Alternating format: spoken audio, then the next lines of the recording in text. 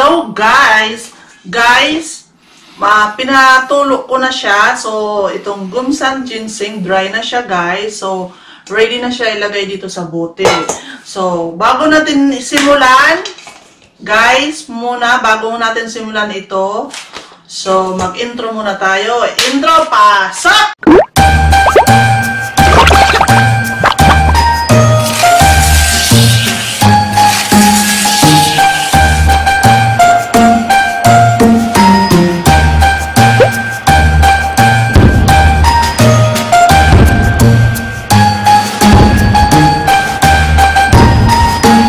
So guys, tapos na yung intro. Tawag nito, this is my vlogmas. Merry Christmas to everyone. Before anything else, Merry Christmas to all. Guys, dalawa kasi ang camera. Hindi ko alam saan ako titingin, doon o dito. Hangin ko sa ito GoPro. Nalilito ako. Hello guys, good morning to all. My vlogmas for today is about ginseng. Guys, ang pangalan nito is Gumsam ginseng. Ayan na siya. Gumsam ginseng. Hindi lahat guys na ginseng pwede lalagyan ng soju. Ngayon, ipapakita ko sa iyo paano maglagay ng ginseng. Paano maglagay ng soju. Paano ba? Paano maglagay ng ginseng soju? Basta ito yung lagayan guys, sinugasan ko na. So, tag dito, patuluin ko muna. Ngayon, hugasan muna natin to. Itong itong Gumsam ginseng. Ayan, Gumsam ginseng. Lalagyan natin ng soju later, okay? Hugasan ko muna siya guys. Yan na guys, yung Gumsam ginseng. Binuksan ko na. Ito siya guys. Oh. Ngayon,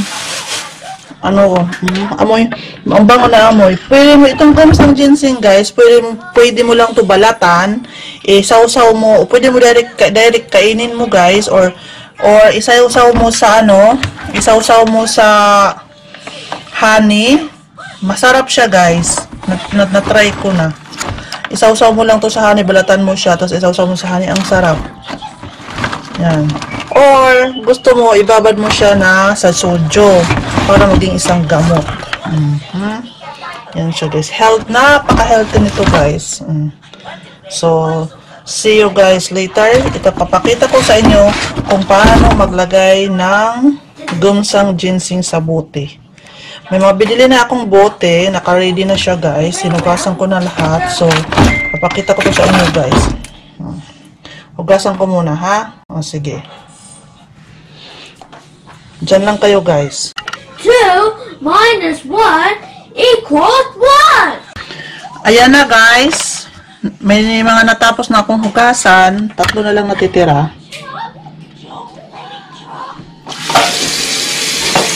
Tanggalin mo guys yung mga ilupa-lupa siya guys. Tapos maya putulin natin ito.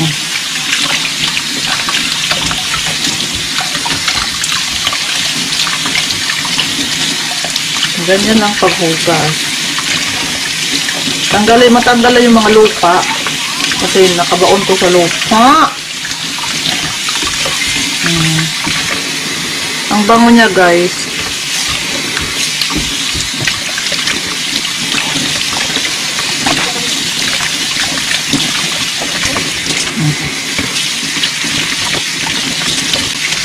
Majima.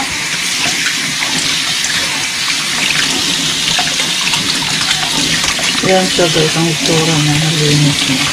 Kung may toothbrush kayong malinis, yung malinis, hindi pa ginamit of course, pwede nyo i-toothbrushan pag hindi pa natatanggal yung mga lupa-lupa, pwede nyo gamitan ng toothbrush. Pero ito kasi, lininisan na nila bago ibinta. So, ako naman, lilinisan ko pa po the second time.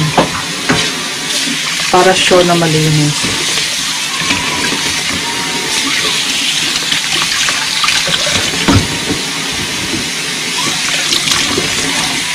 Kahit yung mga ugat-ugat guys, huwag nyo itatapon kasi lalaki yan. Malaki ang tulong nito guys. Ito yung, ito galing siya dyan. Ito yung lumot niya. Yung nandyan pa rin. Hindi pa rin nila itinapon. Kahit ito guys, hindi huwag nyo itatapon, sayang. Lalaki kasi yan. So, I'm done cleaning my ginseng ginseng. Wala talaga akong tinapon guys. So, kita nyo, wala akong tinapon. Ito lang. Ito natapon ko lang. Yung, hindi naman yan, O, linisan natin ulit. Yan tayo para for sure.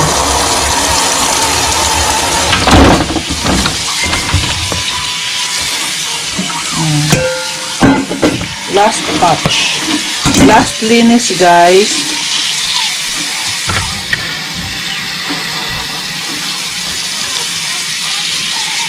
Ang init. Last linis. Then patutuloy natin na.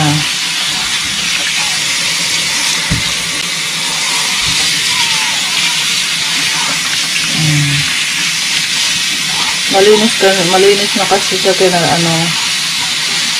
hinugasan na nila bago ibenta.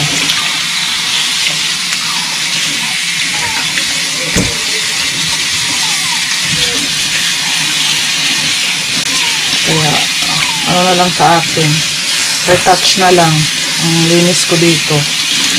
Yung ibang ginseng talagang madumi. Pag sa palengke ka bumili. Kasi hindi nila nililinisan, binibinta na nila agad. Ikaw na maglilinis. Ang bili ko dito guys is 27,000 won. So, ayun na siya guys.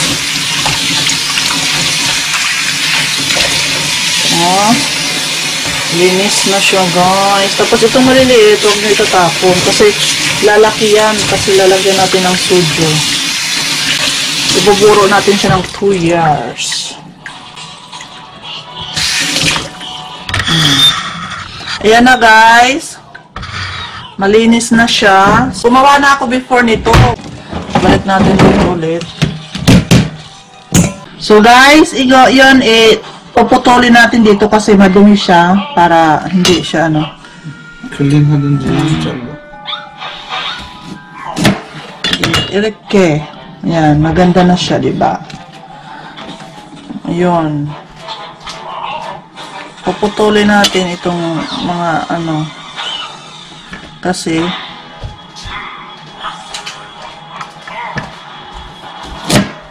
ayan, ganyan, malinis siya, para malinis. Ito rin, puputulin natin.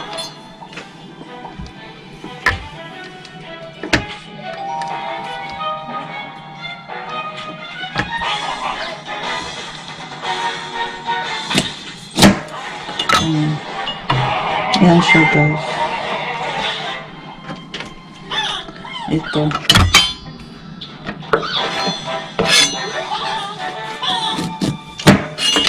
Pwede hindi mo putulin pero pwede mo putulin. Nasa sayo. Pero for me, puputulin ko.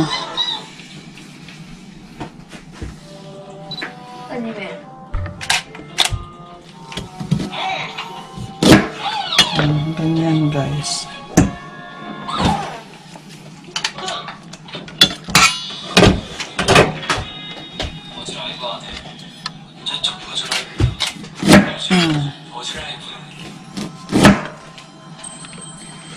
Yan siya guys.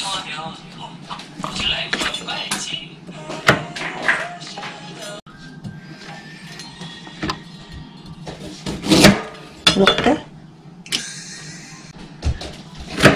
para malinis.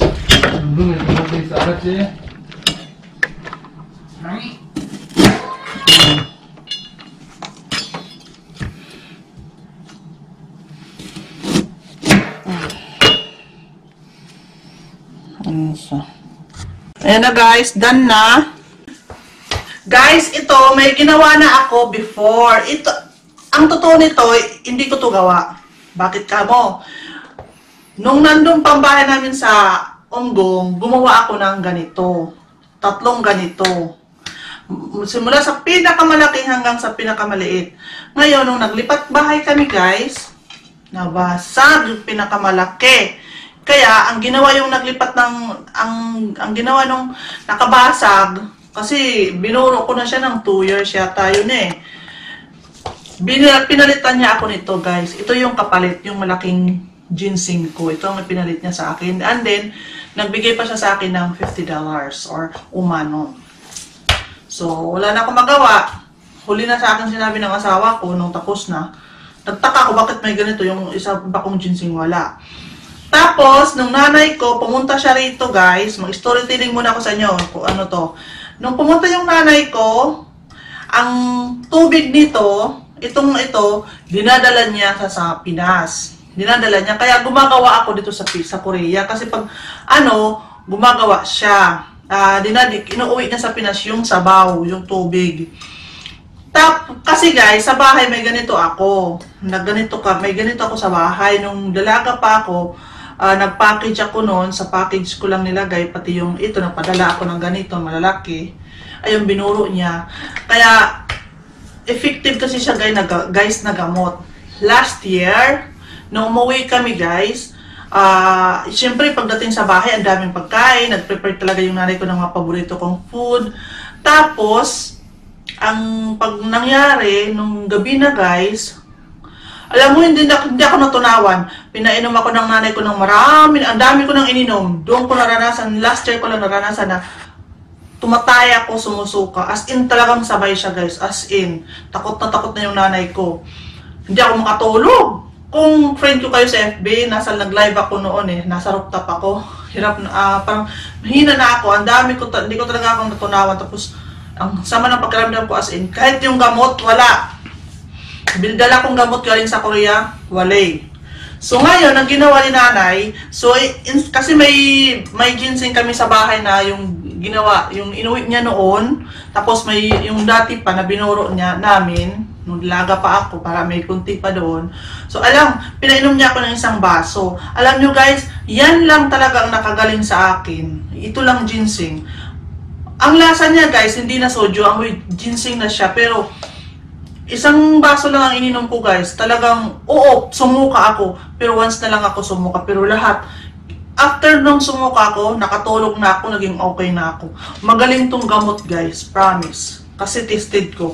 Tapos doon sa amin, yung mga kapitbahay namin doon, yung doon sa amin, yung tita ko na isa din, tapos yung kaibigan din ng nanay ko, gustong-gusto niya to. Kasi pag may masakit sa tiyan niya or what, ito lang iniinom nila. Ito lang talaga guys. Pero dapat, iburo mo siya ng 2 years. 2 years mo siya iburo. Kaya, alam mo dito sa Korea, guys, yung mga ganito na matagal nang nakaburo, sobrang mahal. Kung halimbawa, labor na matagal inano mo dyan, binuro, the more na mahal siya. Tataas ang price niya. Kung mahal, kung ilang years na siya, kung 2 years, 3 years, 5 years din, mas lalong mahal ang price niya, guys. Kaya, hindi ako bumibili dito sa Korea, guys. Alam niyo naman ako ay mahilig sa mga testing. Kaya, gagawa ako, hindi ako bumibili guys dito sa Korea. Gumagawa lang ako, binuburo ko lang, parang dinidisplay ko lang sa bahay. Pagdating ng panahon, pagpunta ng nanay ko dito, dadalhin na naman niya yung tubig. Tapos, bibili na naman ako ng soju. Tapos, isasalin ko na naman. So, ito guys, ilalagay na natin dito. Anyway guys, ang ginseng guys, maraming klase. Pero itong maraming klase, hindi lahat ng ginseng pwede lagyan ito. Dapat, pag bibili kayo, itatanong nyo kung pwede ba lagyan ng soju. Itatanong nyo yan bago kayo bibili. Kasi, nagsasabi naman sila ng totoo yung mga Koreans. Okay? So, bumili kami sa E-Mart nito. Yung ibang soju guys, hindi lahat na soju panglagay sa ginseng. Hindi.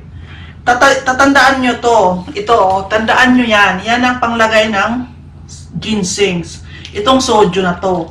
Ito ang panglagay, guys, ha? Nakalimutan ko yung isang isang 5,000 ml. Aywan ko. 5,000 ml, nakalimutan ko na magkano. Ang isang ganito. So, bilhin namin ng asawa ko, 2.